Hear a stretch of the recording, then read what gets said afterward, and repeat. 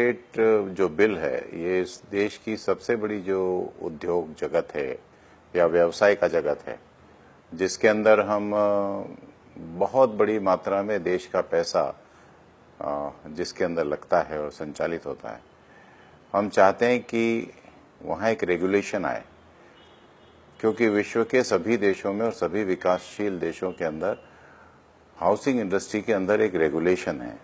भारत ही एक ऐसा देश है जिसके अंदर कोई रेगुलेशन नहीं है, और उसका नुकसान ये होता है कि हम अच्छे और खराब बिल्डर, अच्छे और खराब कंज्यूमर, इसके बीच में अंतर नहीं कर पाते हैं। ये रेगुलेशन ला करके सरकार इस देश के अंदर रियल एस्टेट के क्षेत्र को बढ़ावा देना चाहती है, और उसके साथ ही वो अच्छे बिल्डर और अच्छे कंज्यूमर को संरक्षण प्रदान करना चाहती है।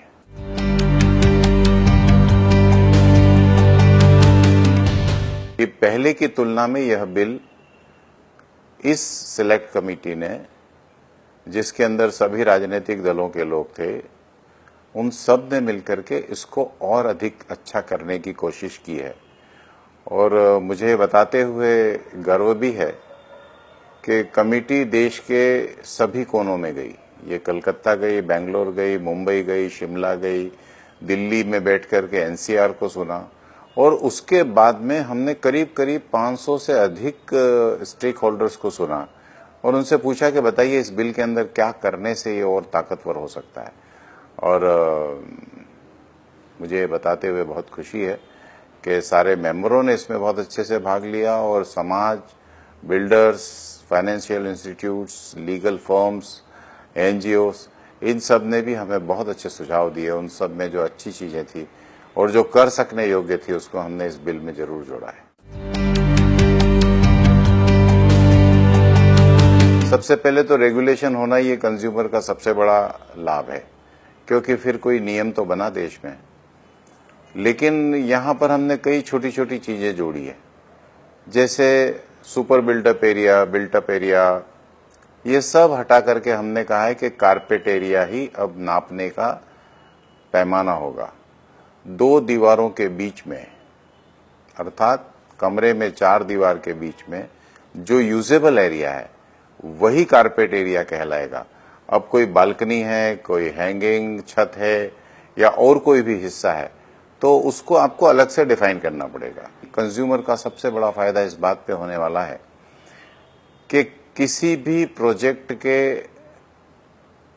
लॉन्च होने के पहले, शुरू होने के पहले उसको रजिस्ट्रेशन कराना जरूरी है, और रजिस्ट्रेशन के अंदर भूमि की चतुर्सीमा क्या है, भूमि की मालकियत क्या है, भूमि का टाइटल क्या है, प्रोजेक्ट के अंदर कितने फ्लैट्स या बंगले बनने वाले हैं, ऐसी सारी जानकारी वेबसाइट पर कंज्यूमर को उपलब्ध रहेगी। वो उसे कभी भी देख सकता है।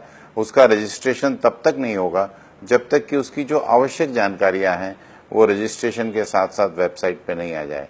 अब वो जमाने चले गए, एक खूबसूरत महिला और बहुत कोई लड़के को दिखा करके आप एक पॉन्ड और हरियाली वाला विषय और एक प्राकृतिक ऐसा दृश्य खड़ा करते थे जो बहुत सुंदर होता था, जो यथार्थ में होने ही वाला नहीं है। तो अब कोई विज्ञापन नहीं जारी कर सकता जब तक कि आप रजिस्ट्रेशन नहीं कराएंगे, और आप ऐसा कोई विज्ञापन नहीं दिखा सकते जो आप देने वाले नहीं हैं। आप जो दिखाएंगे वो आपको देना पड़ेगा।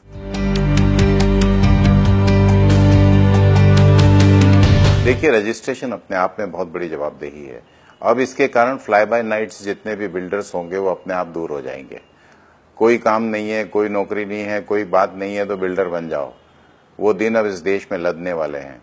बिल्डर और जो मिडलमैन है, ये दोनों अब ऐसा नहीं हो सकता कि कुछ नहीं है तो बन जाओ।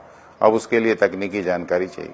इसलिए हम चाहते हैं कि पढ़े लिखे आर्किटेक्चर के, सिविल इंजीनियरिंग के, फाइनेंशियल इंस्टीट्यूट्स के युवा आगे बढ़ें, उद्यमी बने, वो अधिक से अधिक मात्रा में रियल एस्टेट्स के अंदर साहस करें, बड़े बड़े प्रोजेक्ट्स बनाएं, उसे लागू करें। लेकिन जैसे ही ये होगा वैसे ही जो खराब बिल्डर हैं वो अपने आप दूर हो जाएंगे, और मुझे लगता है उसके कारण कंज्यूमर्स का जो नुकसान आज तक होता आया है वो अब आगे नहीं होगा।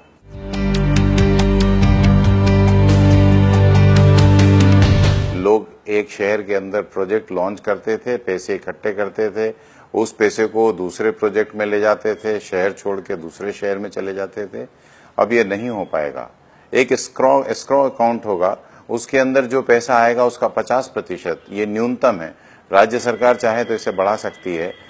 उस अकाउंट से जो पैसा निकाला जाएगा वो पैसा केवल निर्माण के लिए होगा। अब आप उसको किसी दूसरे प्रोजेक्ट में, किसी अन्य काम में नहीं ले जा पाएंगे। और जहां तक प्रोजेक्ट डिले होने हैं तो उसमें हमने बिल्डर का भी ध्यान रखा है। भूकंप आ गया, बाढ़ आ गई, कोई भी प्राकृतिक अनावृष्टि हो गई तो उसके कारण जो प्रोजेक्ट डिले होगा, तो एक रेगुलेटरी अथॉरिटी है जो इस बात की चिंता करेगी कि व्यक्ति अगर वास्तव में पीड़ित है, अगर भूकंप ही आ गया है, तो उसको प्रोजेक्ट को डिले होने की कोई शुल्क नहीं देना पड़ेगा। लेकिन अगर उसने निर्धारित तिथि को फ्लैट नहीं दिया और उसके लिए उसकी अपनी मैनेजमेंट की प्रॉब्लम्स हैं, तो उसके लिए रेगुलेटरी अथॉरिटी उसके ऊपर फीस लगाएगी, टैक्स लगाएगी। और एक सक्षम अथॉरिटी है जिसके नाखून भी हैं और जिसके दांत भी हैं।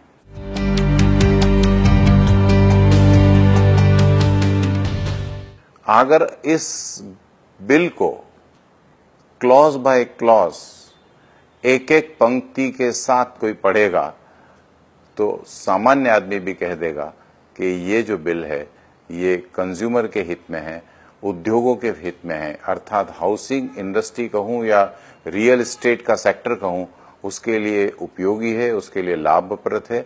और हम सब देखेंगे कि प्रधानमंत्री ने जो आह्वान किया है housing for all up to 2022, वो इस बिल के कारण आगे बढ़ेगा। अब तो ये भी होने वाला है कि आप केवल प्रोजेक्ट को ब्लैकलिस्ट नहीं कर सकते, साथ में प्रमोटर भी ब्लैकलिस्ट होगा, उसका फोटो भी होगा कि ये 4 लोग हैं, इन्होंने यहाँ प्रोजेक्ट डाला था, ये प्रोजेक्ट ठीक से नहीं हुआ, तो वो वेबसाइट पे स्थायी रूप से रहने वाला है। इसलिए ये कहना अपनी जगह ठीक नहीं है। इसीलिए मैं बार बार कहता हूं कि अच्छा विपक्ष बनने के लिए थोड़ा अध्ययन, थोड़ी गंभीरता और थोड़ा विषय में प्रवेश जरूरी है।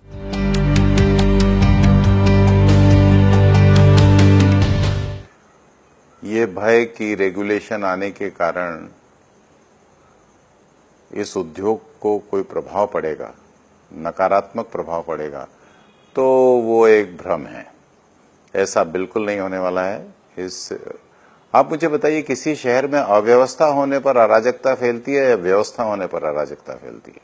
व्यवस्था होने पर सब कुछ ठीक होता है, बच्चे स्कूल जाते हैं, घर की महिलाएं ठीक से जाती है, कामकाजी महिलाएं काम पे चली जाती है, शाम को सब लोग सकुशल घर लौट जाते हैं। ये व्यवस्था का सूचक है। इसलिए हमें रेगुलेशन को उसी हिसाब से समझना चाहिए कि इस देश के अंदर एक रेगुलेशन आने के कारण, एक बिल आने के कारण एक बहुत बड़ा बदलाव आएगा और उसके कारण अराजकता आ जाएगी या उसके कारण कोई कम पैसा इस सेक्टर में आएगा, इसकी चिंता नहीं है। और जहां तक रोजगार का सवाल है, इसके अंदर रोजगार बढ़ने वाला है।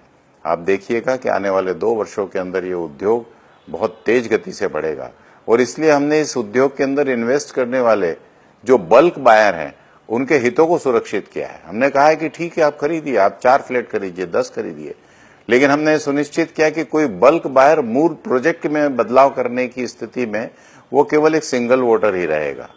तो इस बात की सारी चिंताएं कर ली गई हैं और हमने हर एंगल से उसको सोचा है। लेकिन कोई भी चीज परफेक्ट नहीं होती है, निरंतर उसमें सुधार की गुंजाइश होती है। आज से 2 साल बाद में, 3 साल बाद में जो लोग आएंगे उन्हें लगेगा कि कुछ अमेंडमेंट्स इस बिल के अंदर होना चाहिए, तो वो उसके अंदर फिर कर सकेंगे। लेकिन आज मुझे लगता है कि ये बिल अपने आप में एक बहुत सक्षम बिल है।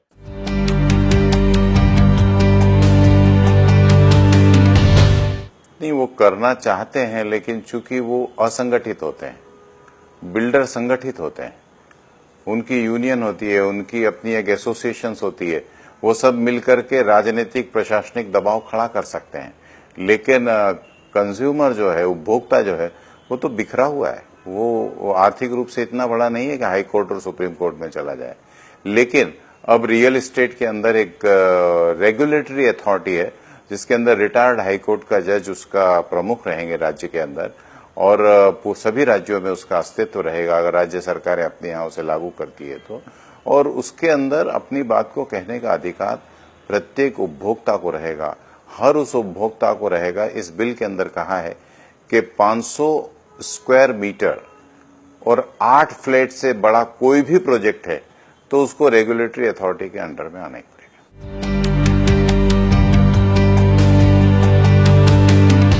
देखिए, जब भी कोई ऐसी चीज करते हैं जिसके माध्यम से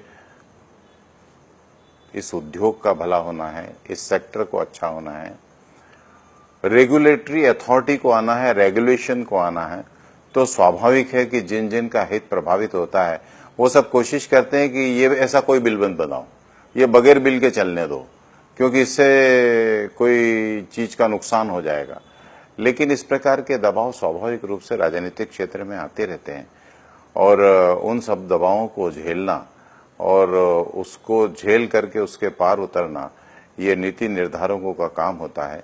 सामान्यतः मैं इस प्रकार के दबावों की चिंता नहीं करता, लेकिन दबाव के आने से हमें ये मालूम पड़ता है कि कौन कौन का हित इससे प्रभावित हो रहा है।